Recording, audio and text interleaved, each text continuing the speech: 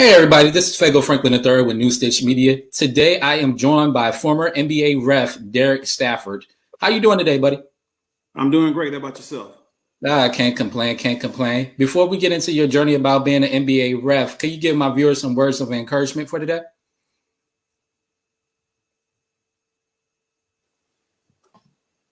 You're freezing on me a little bit. Oh, can you hear me? Gotcha. Now. Perfect. Can you give my viewers some words of encouragement for today? Yeah, look to God for your strength. Stay faithful, stay prayed up, and just know that everything's going to be okay. Amen to that. Thank you for those words of encouragement. So first and foremost, at what age did you want to become a ref in general? I didn't think about it until I was in college. Both my football and my baseball coach referee basketball to make a little extra money on the side. So at that, finally, I went to see one of my teammates ref a game, and then I got a little bit excited about it. I think I was 20 at the time. How has basketball and being a ref molded you into the person that you are today? And what life lessons did it give you? Wow, a lot of life lessons. I think it really helped change me in a lot of ways in terms of punctuality. You certainly have to be on time for everything. In terms of study habits, you got to study and know your rules. You have to figure out how to get along with people from all over the United States with different backgrounds, different personalities, different religions, and the discipline to be able to do everything I need to do night in and night out. Also taught me about fairness, about just doing my job and letting the chips fall where they may. What does it mean to you that you're starting to see more African-American reps as well as women reps now these days? You know, believe it or not, I've never been I grew up in Atlanta in segregation. And honestly, for me, segregation was okay because I didn't have to deal with the things that my parents and my grandparents had to deal with. So we were all kept in, pretty much in our own little community. So I just grew up understanding fairness. So for me, I don't care if you black, white, what religion you are, whether you're transsexual, whether you're bisexual, whatever you are, whether you're straight, if you can do the particular job, that to me, that's all that matters. If women are good enough to referee in the NBA, the people that evaluate them think they're good enough. Hey, if they're good enough to play in the league, to play in the NFL, hey, I'm all for it. Open it up for everybody. What does it mean to you as an African-American person that in this lifetime you actually got to see a black woman that is a vice president as well as a black president with President Obama? I think it's wonderful that America, and this is where I think America we dropped the ball a little bit. I mean, we have to consider the fact that President Obama was elected twice. And it's not enough African Americans in this country, let alone enough African Americans that vote to put him in office for 2 terms. Now, did he go through some difficulties? All presidents do. I mean, look what President Trump going through and look at what President Biden is going to go through. So that goes without saying. I think sometimes we put emphasis on race when race really is not the issue. So I'm happy to know that America was thoughtful enough to see that this man was intelligent enough, and his wife proved over the years how intelligent she was. So I'm very proud of the fact that we had a African-American president. And I think we don't give the country enough credit for that. Same thing with Kamala Harris being VP. I'm proud of her. She went to a HBCU. That's one feather in her cap for me since I went to Morehouse.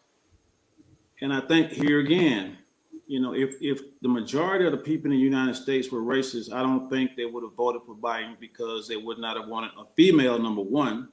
Because you do realize that there are still some men today that don't think women should be in leadership positions. So the fact that a female and an African-American was elected VP along with President Biden, I think that speaks well of where we are in this country. Do you think collegiate players should actually get paid for what they do on and off the court? Absolutely. I've been working with a committee, a couple of guys that went to Morehouse that live in Alabama. And so we've been working on some legislation now for probably 2 months that they just submitted last week, trying to figure out a way how we can pay them while they're in school and also provide maybe 1 or 2 years of medical coverage when they graduate, just to make sure they're okay. You know, we still have to deal with these concussions and a lot of other things that can take place while you're in school playing sports. So we're trying to get them to add maybe 2 years to the health just to make sure they're okay when they leave. So yeah, absolutely. I think they deserve some sort of income while they're in school just to try to survive because they can't work now. Now, I went to HBCU and you went to HBCU. How important is it to actually have more exposure with HBCUs? Because apparently HBCUs are not recognized like that in the world like that. Well, I think part of the problem is that the HBCUs don't really believe that they can do certain things in terms of athletics. Therefore, they don't go out and try to get the resources that they need to upgrade their facilities, and they just don't believe. I mean, if you think about it, which is very disheartening and disappointing to me, I was looking at it the other day, and I can't remember the exact date, but it's been a while since we've had a basketball player make to the NBA from HBCU. Now, you only need a gym and you only need a few facilities in terms of workout in order to produce marquee athletes in basketball. So I don't understand what the problem is. You should be able, in a 2-year period, you should be able to produce at least one NBA player or one guy that's good enough to go to the G League. And I think we got to put the right people in place. Even if we have to spend more money in terms of resources, we got to put people in place that can produce athletes. And I think that's part of our problem. The HBCUs just don't believe they can, so they don't. I definitely agree with you on that. Did you have any regrets making a crazy call that a lot of people, criticize you for? Did you ever have any regrets at any type of the calls that you made? Well, there are some plays that I look back on over my career, particularly when I was working, and I probably could have made a better decision, or I probably could have moved over. Could have got in better position to see the play. But I never had any regrets because I put everything I had on the line. I worked as hard as I could every night. I prepared myself for every game. And I also realized that I'm going to make mistakes. And I think that's where people misunderstand and misinterpret officiating. And even officials themselves always want to defend themselves. Hey, there are no perfect games. You're going to make mistakes. You don't want to make mistakes in the closing part of the game because that's what everybody's going to remember. And that's what they're going to attribute to the loss. But the bottom line is we don't lose games. We work hard. And like I said, for myself, no, I don't have any regrets about any game that I work, about any particular play, because on that particular night, I know I worked as hard as I could. Are you a fan of instant replay? To a certain extent, I think instant replay can be utilized. We have the technology, so why not take advantage of it to make sure that we try to do the right thing at the right time? I think it has to be done on a limited basis like they're doing now. I hope they don't expand it any further. I would like to see the NFL probably take it a step further and use it. I don't think they're using it as well as they could. I think we're doing a good job of using it in basketball. So I'm a fan of instant replay.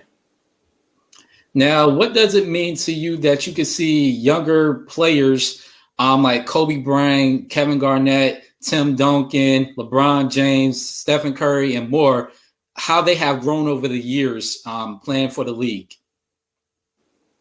Well, social media is the big thing now. We didn't have a lot of social media when I started out. We didn't even have a lot of social media when Garnett was playing. But now, these guys have a platform. They have a voice. All games are televised. When I first started working, a lot of our games were on tape delay.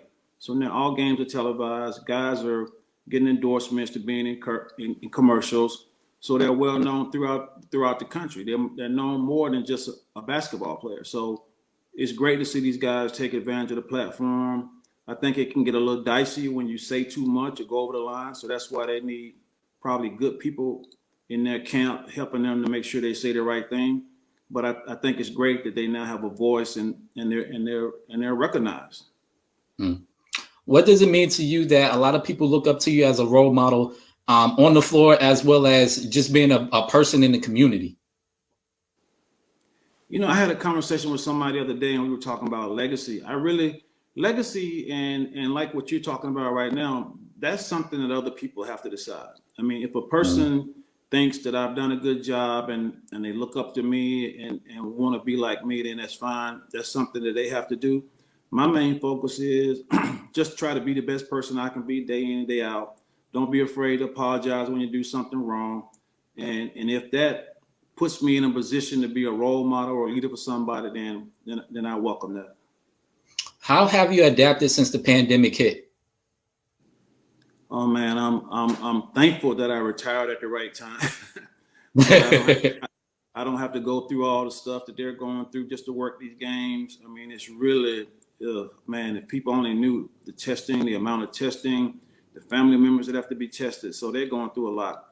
For me, luckily, I've traveled a lot. So right now I'm not worried about going anywhere. I do safe errands. I try not to do too much. Atlanta, and I live in Fayetteville, which is right outside of Atlanta, born and raised in Atlanta. It's pretty much been open the entire time, which is sort of amazing. We haven't, particularly out in Fayetteville where I live, the golf course is never closed. I like playing golf. Fortunately, the weather has been decent, so I've been able to get out the house. And I think getting out the house and getting the sunshine, and that's what I've been encouraging people that I know. Hey, look, don't let your parents and grandparents just stay in the house. Let them get out, get some fresh air if they just walk in the yard or just walk down the street. So I think that's part of what I've been doing, which I think has been helping me. But I've just been enjoying the time, doing a little more reading, playing a little more golf, probably looking at TV a little more than I should, but I've been enjoying myself. And you've been refereeing for 20 plus years. When did you decide that, hey, this is not for me anymore and I want to just retire? And was that a hard process to go through? When I was doing right after year 28, I worked 30. Right after year 28, you reach a point where, at least for me, I reached a point where I didn't like getting ready going to the game anymore. I mean, I didn't like changing clothes. I didn't like packing the stuff up. I didn't like getting on the airplane. So that started hitting me year 28. And then year 29, I was finding myself in the locker room thinking about I'll be glad when the game is over. So I knew at that moment I was losing focus to a certain extent, even though I could still run up and down the court. But so I just said, okay, I was going to retire at 29. And then people talked to me and they said, man, you should really do 30. And so, but 9 has always been a lucky number for me. So I was going to do 29. But they talked me into 30. So I went ahead and did 30. I was able to work through it. But at that point, I knew after every game that it was time. It was time to give it up. I was still doing a good job in my mind. Evidently for them too. I still worked the finals, but I just knew it was time to go. How is it working the NBA finals as a ref? I know there's a lot of pressure, but go through and tell me a little bit about just working the finals. The thing behind the scene that people really don't see, the security is unbelievable. The coverage, the cameras, the people from all over the world coming to see this one particular event, which is mind blowing in itself. There's so many cameras and cords all over the court before the game start. The people, the enthusiasm, you could tell both teams really want to win. It's down to the final stretch, so every game is brutally important.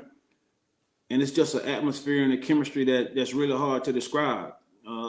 Even as a ref, you find your adrenaline, which my adrenaline never really, from playing sports, I know the difference between being excited and when your adrenaline is really flowing.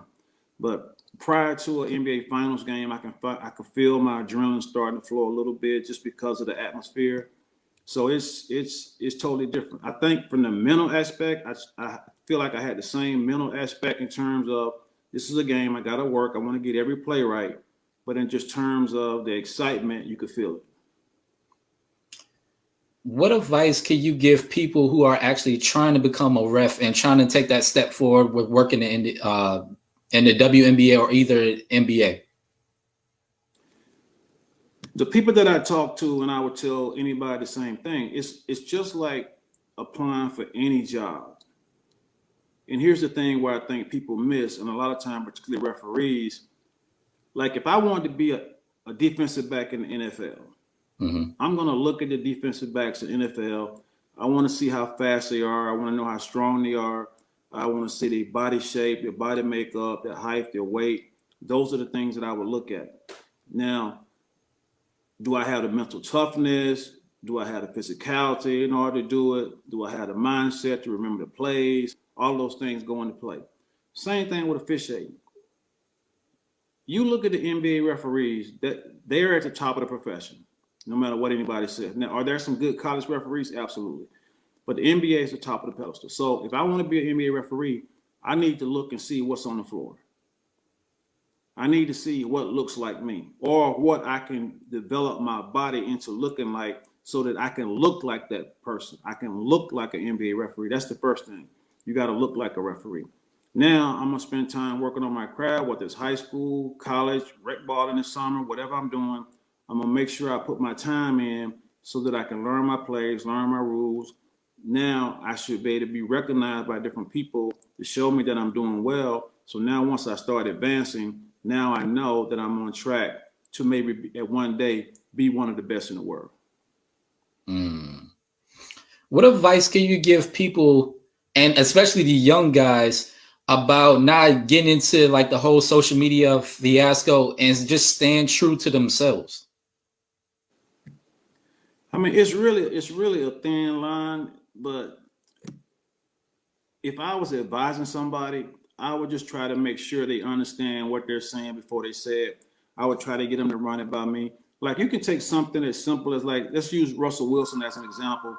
He was just on ESPN talking about his season. They asked him a question about being traded, whatnot, and I don't think he realized that he probably hurt some feelings. When you say we need a better offensive line, that means you taking a shot at somebody that's on the offensive line.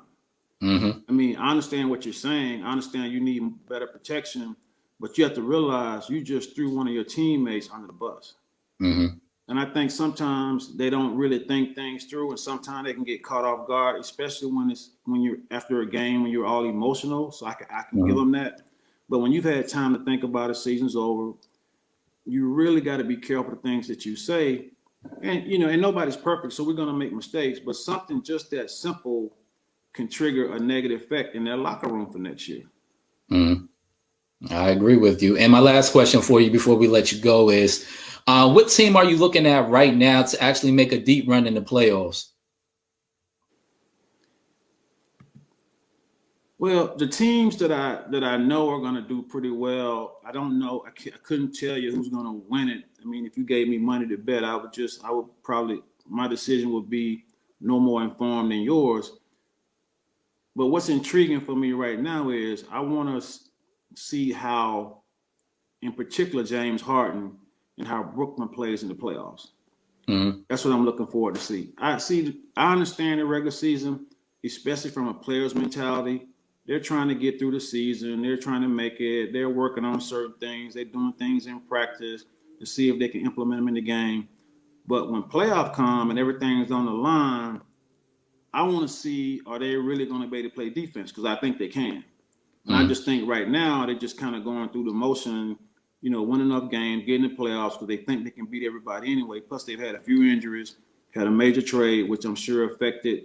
And people don't realize trades affect everybody. So some of the guys that were best friends with some of the guys that got traded, you have to allow time for all of that stuff to kind of kick in. So that's the team I'm most intrigued about. I mean, on paper, and Kevin Durant doesn't get the credit that I think he deserves. I mean, because to me, he may be the premier player in the league. So it's interesting to see how he plays when it's time to play defense, and that's the key. And James Harden, he's got to prove that he can play good basketball in the playoffs. Up to now, he has not done that. So that's the team I'm most intrigued about. Okay. And my bonus question is, do you honestly think that the NBA should allow All-Star to happen this year? Woo! It's crazy without no fans, for real.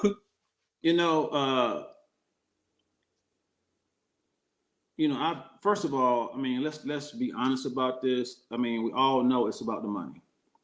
That's number one. Okay. to make the donations to the HBCUs, I mean, come on, that's politics at its finest. Mm-hmm. But to answer the question about the game itself, the players are going to be very protected. Now, whether they're going to want to come in on their own, come in early, leave a little bit late, man, Atlanta is not closed. Mm-hmm. And our strip clubs are open. Our regular clubs are open. Hey, ask Lou Williams about that. Hey, man, they're open. So the players, they can probably keep them in an environment where they can be safe. The question is the people coming in from out of town. Mm-hmm. I mean, we've already had, because we've been so open, we've already had, probably more robberies and shootings than we had this time last year, because a lot of other cities close by, even cities up north that have been closed, these people have been driving down to Atlanta for the weekend, hanging out, mm-hmm. causing havoc. So that's the part that kind of concerns me. I think the people that work at State Farm Arena, it'll be great for them to make a little extra money. It'll be great for the limited amount of people that they get to come in and buy tickets, parking, a little bit of concession, because those people that we don't think enough about, they need to make a little income. So I'll be happy for those people. I'm just concerned about the safety of the people that are not involved with the game. Mm-hmm. I mean, these people coming here, are they going to be able to come, stay virus-free, so that they don't go home and give it to their parents and their grandparents, things of that nature? That's the part that concerns me. So in a lot of ways, I'm okay with them having the game in a lot of ways, but I think it's interesting. The interesting part of this that people are not talking about, most of the people that come to All-Star Weekend are Black. Mm-hmm. The majority of the players are Black. The atmosphere, the environment's Black, and you come into probably the #1 Black city in the country. Okay. Hockey, which is predominantly white, canceled theirs. Major League Baseball, the season hadn't even started yet, and they canceled theirs. Mm-hmm. So I think that's something that our players need to talk to the league about, to figure out, why are we the only ones doing this? And if they come up with a good answer, I'm all for it. Like I said, I can see the positives and I can see the negatives. But I think most of the negatives don't have anything to do with the league. It's the city of Atlanta. Mm. Great answer. Before I let you go, where can my followers actually follow you on social media platforms to see your next journey in what you're doing now? Well, I have I'm not a big social media guy, but I do a couple things. I do a little stuff on Instagram from time to time, for LinkedIn, but mainly what I do is Facebook. You can follow me, Derrick Stafford, on Facebook. And I always have something going on Facebook. I like to ask questions. I like to voice my opinion. I like to give other people's opinion just to make people think. So it can be controversial at times. I still try to keep it light just because of, who I am. But I do enjoy, a good argument, which I seem to get from time to time. But yeah, you can see me on Facebook if you want to really see me doing some things different from what I normally do, because I don't spend much time on Instagram. There you have it, everybody. This is Fago Franklin III. Before we allow him to get off here, because I know he's a busy man, y'all can definitely follow me on my social media platforms, which is Instagram, which is SuperJournalist87. You can follow me on Facebook, which is Fago Franklin III. You can follow me on YouTube, which is Newsstitched Media, or either Fago Franklin III. You can follow me on my LinkedIn account, which is Fago Franklin III, or either you can hit that search engine on Google, put Fago Franklin III. All the interviews that I have done with your favorite celebrities, athletes, social media people, as well as community activists is up there. Thank you for joining me, Mr. Derrick. It has been a pleasure, and definitely have a blessed one. Thank you. You as well. Yes, sir.